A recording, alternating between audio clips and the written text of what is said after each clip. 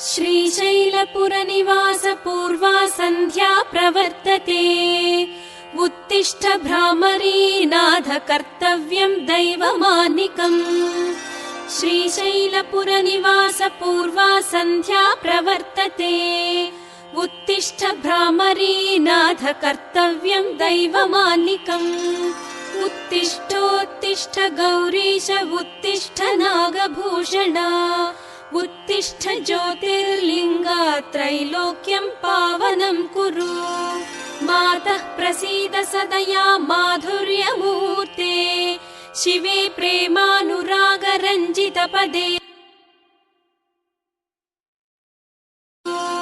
मातः प्रसीद सदया माधुर्यमूर्ते। शिवे प्रेमानुरागरञ्जितपदे। वात्सल्यदीप्ते भ्रामरी नामरूपे। श्रीशैलनाथ दयिते तव सुप्रभातम्।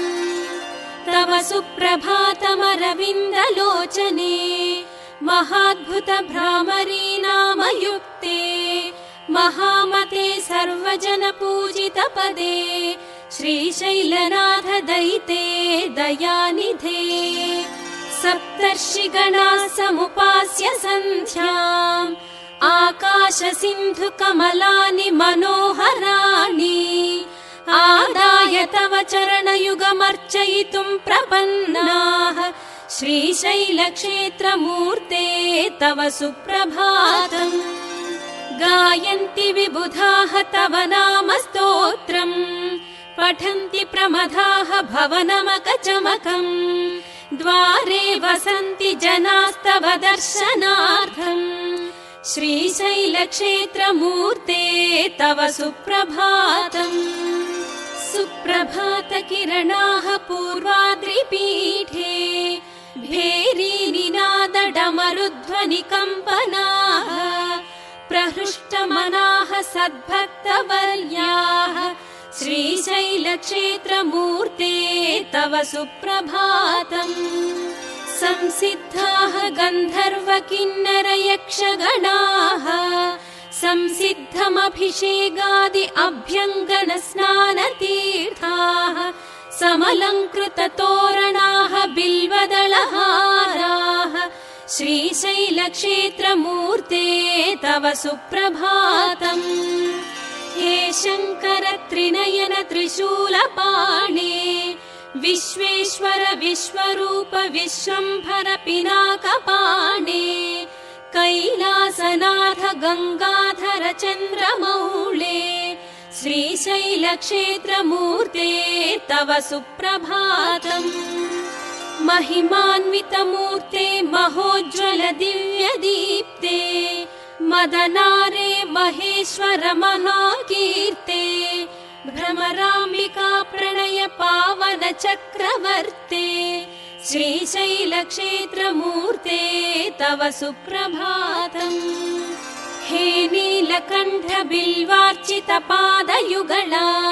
करुणाकर कालकण्ठ सशङ्खपाणे। शम्भो त्रिपुरवैरे त्रैनेत्रमूर्ते। श्रीशैलक्षेत्रमूर्ते तव सुप्रभातम्। विश्वेश्वर विराजित विश्ववन्द्या।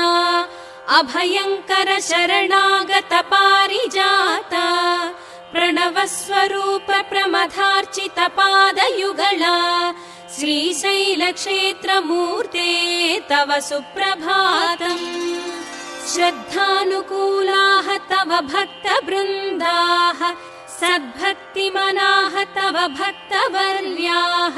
भस्मत्रिपुण्ड्र समलङ्कृत फालभागाः। श्रीशैलक्षेत्रमूर्ते तव सुप्रभातम्। कैलासवास श्रीशैलपुरनिवास। भ्रमराम्बिका हृदय शयनेश ईशा। भोगे विभूष भव्य गुणविशेषा। श्रीशैलक्षेत्रमूर्ते तव सुप्रभातम्। श्रीशैलशिखरं दृष्ट्वा पुनर्जन्म न विद्यते। ज्योतिर्लिङ्गदर्शनमात्रेण प्रणश्यन्ति पापानि। परमेश्वर परमेश्वर नाम जपेन लभते च मोक्षम् शिरसा नमामि श्रीशैलवासम् हे देवदेव रजताचल हृन्निवास विषकन्धर विरूपाक्ष विश्वनाथ श्वेताम्बरधर विभूषित नागकण्ठ श्रीशैलक्षेत्रमूर्ते तव सुप्रभातम् जटाधर कठोर व्रतविधान त्रिभ्रुकुटी विलसत् सुमेरुचाप नारायण प्रिय हे ब्रह्मादिसुरवन्दिता श्रीशैलक्षेत्रमूर्ते तव सुप्रभातम् दक्षयज्ञ विनाशहर भवभयहर भवपापनाशनहर त्रिपुरसंहर अरिषड्वर्गहर सुमनोहर सौम्यरूप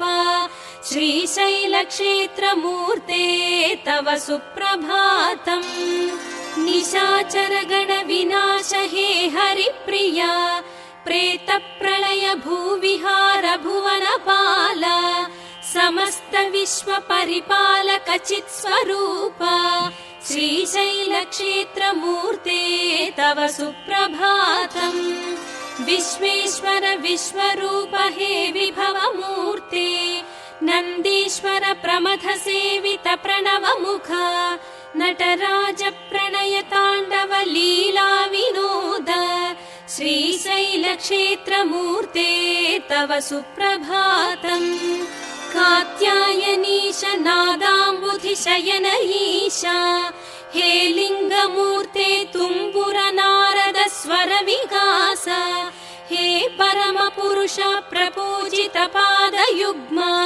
श्रीशैलक्षेत्रमूर्ते तव सुप्रभातम् वेदाद्भुत वेद वेद्य वेदवन्दित निगमागम विनुत सर्वोपनिषद्विदित मुनिमानस प्रणवदीप्ते हे दक्षिणामूर्ते श्रीशैलक्षेत्रमूर्ते तव सुप्रभातम् धामाश्रयन्ति वैदिकाः अर्थितशुभाः निनदैः विहङ्गाः निर्वहति रागाः समाश्रयन्ति सकलाः समर्पितमनाः श्रीशैलक्षेत्रमूर्ते तव सुप्रभातम् स्वामिन् देवादिदेव दैवपते सुरासुर यक्ष गन्धर्वार्चित पावनाङ्घ्रे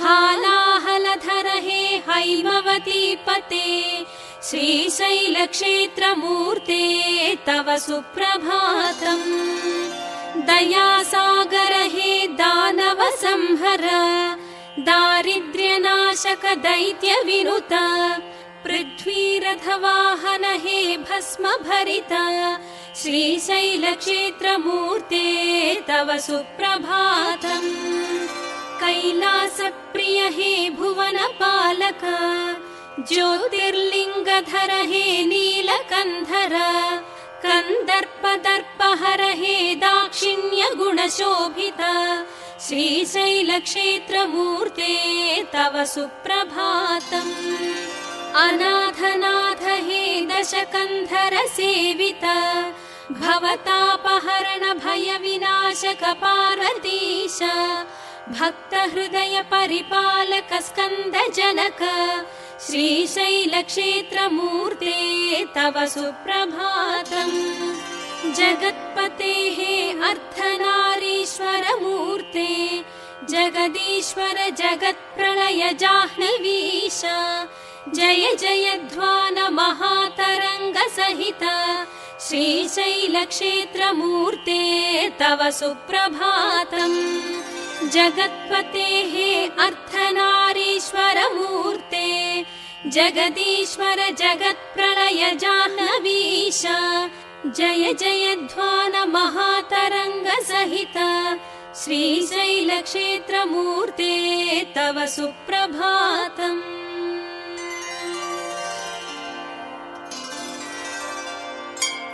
शिवशङ्कर श्रीकर श्रीकण्ठ जय नागधनुर्धर भक्तपरा जय भक्तव शङ्कर साम्ब शिव विजयी भव श्रीगिरित्रिपुरहरा शिवशङ्कर श्रीकर श्रीकण्ठ जय नागधनुर्धर भक्तपरा जय भक्तव शङ्कर साम्ब शिव विजयी भव श्रीगिरित्रिपुरहरा शशिशेखर शङ्कर गरलधरा नागाभरणा हे मृदुवचना सुरनाथ सनातन सौम्य मुख विजयी भव श्रीगिरित्रिपुरहरा श्रितपावन हे नवनादमय अभयङ्कर शुभगुण शौरिप्रिया प्रमथेश्वर प्रविमल नव्य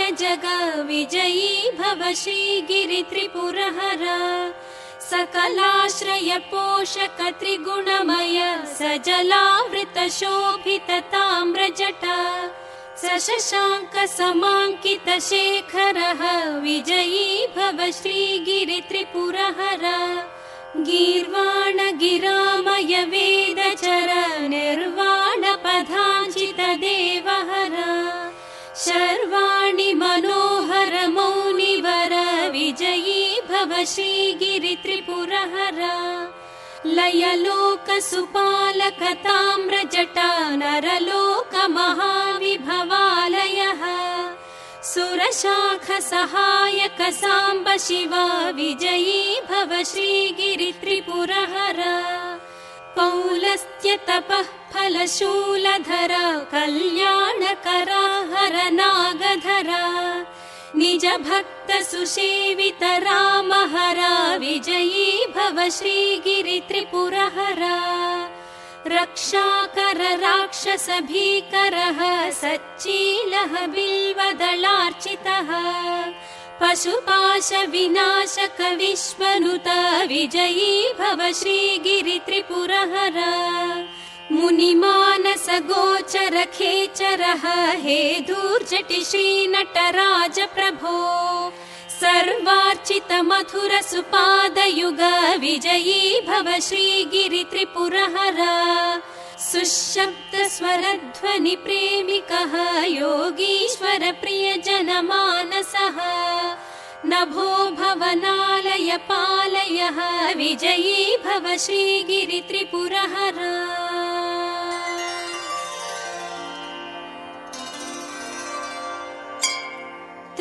त्रैलोक्यपालिनीं सकललोकसम्पूजितमूर्तिं भ्रामरीनामयुतां देवीं जगदालय निवासिनीं महिषासुरमर्दिनीं त्रिपुरहरान्तर्भागिनीं वन्दे भगवतीं भ्रमराम्बिकां गौरीं मातृस्वरूपिणीं स्वामिन् परमेश्वर प्रलयरूपा सर्वेश भवानी भव शङ्करा देवेश शशाङ्क स्वरूपा श्रीमल्लिकार्जुन चरणौ शरणं प्रपद्ये श्रीमन्महानाथ महागुण संवृता सुरसार्वभौम हेलय निर्णया सर्वाधिकार कैलास नगर संघाध्यक्षा श्रीमल्लिकार्जुन चरणौ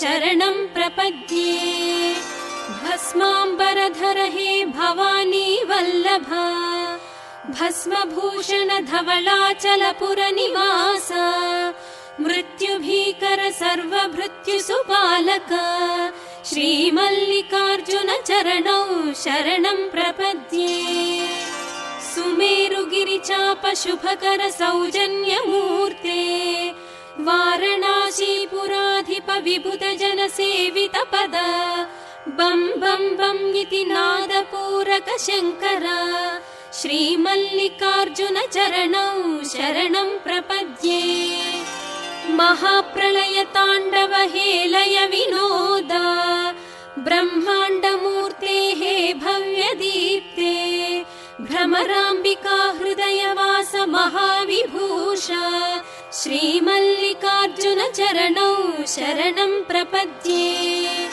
कात्यायनी समेत प्रमथ गणपूजित संध्या ताण्डव प्रणय क्रीडा विनोद महाज्वलित त्रिभ्रुकुटी भरित श्रीमल्लिकार्जुन चरणौ शरणं प्रपद्ये महाकाल महाकल्प महोदय शरणागत वत्सल हे भक्तव शङ्कर असुरप्रिय आश्रित जन रक्षक श्रीमल्लिकार्जुन चरणौ शरणं प्रपद्ये कपालधर हे फालनेत्रानल उभय संध्या ताण्डव केळी विलोल विश्वनटनालय प्राङ्गण चक्रवर्ते श्रीमल्लिकार्जुन चरणौ शरणं प्रपद्ये शिलारूप शिल्पस्वरूप लिङ्गमूर्ते मदनभङ्ग मनोहर सत्यदीप्ते करुणारस संविधान विकटनयन श्रीमल्लिकार्जुन चरणौ शरणं प्रपद्ये निर्विकार निरामय निर्गुणांग नित्य संकाश शशि सूर्य समप्रभ शंभो स्वयंभू नभो भूभार विभो श्रीमल्लिकार्जुन चरणौ शरणं प्रपद्ये जगज्जननी समेत जगद्विदिता जगदोद्धारक जगन्नाटक पोषक जन्म साफल्य मार्ग निर्देशक श्रीमल्लिकार्जुन चरणौ शरणं प्रपद्ये षण्मुख वन्दित हे कपालधर गगन विहार गजमुख प्राणदाता भाग्य विधात बालेन्दु शेखर श्रीमल्लिकार्जुन चरणौ शरणं प्रपद्ये भ्रमराम्बिका देवी हृदय शयना एकाग्रचित्त हे योग विधान वेद विहित योगीश्वर वन्दित श्रीमल्लिकार्जुन चरणौ शरणं प्रपद्ये प्रशांत परम सुंदर मंगलाकार परम शिवा पावन सलिल सेविता प्रभो प्रमथ गण संपूजिता श्रीमल्लिकार्जुन चरणौ शरणं प्रपद्ये व्याकरणादि तत्व भाष्य प्रेरक भाषा प्रपोषक शब्द मूल कैवल्यदायक हे कामित फलदा श्रीमल्लिकार्जुन चरणौ शरणं प्रपद्ये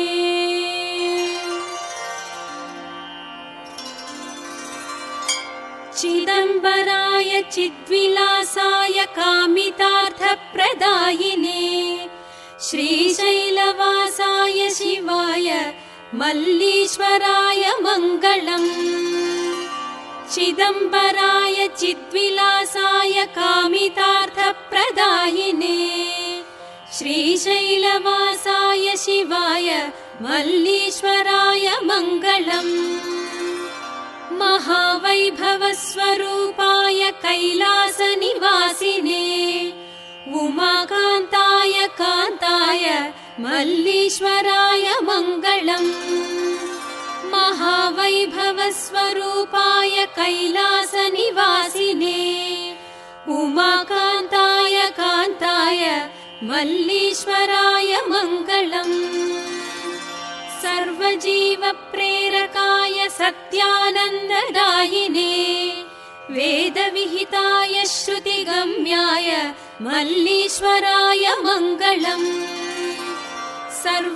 सर्वलोकसेविताय भक्तानुग्रहकारिणे भवाय भवहराय मल्लीश्वराय मङ्गलम् भ्रमराम्बिका हृदय निवासाय महाप्रलय साक्षिणे महादेवाय देवाय श्रीमल्लीश्वराय मङ्गलम् भ्रमराम्बिका हृदय निवासाय महाप्रलय साक्षिणे महादेवाय देवाय श्रीमल्लीश्वराय मङ्गलम् भद्राय भयनाशकाय सर्वाभीष्टप्रदायिने श्रीगिरिनिवासाय शङ्कराय मल्लीश्वराय मङ्गलम् गङ्गाधराय नित्याय मङ्गलाभरणाङ्घ्रये सत्याय सुन्दराय मल्लीश्वराय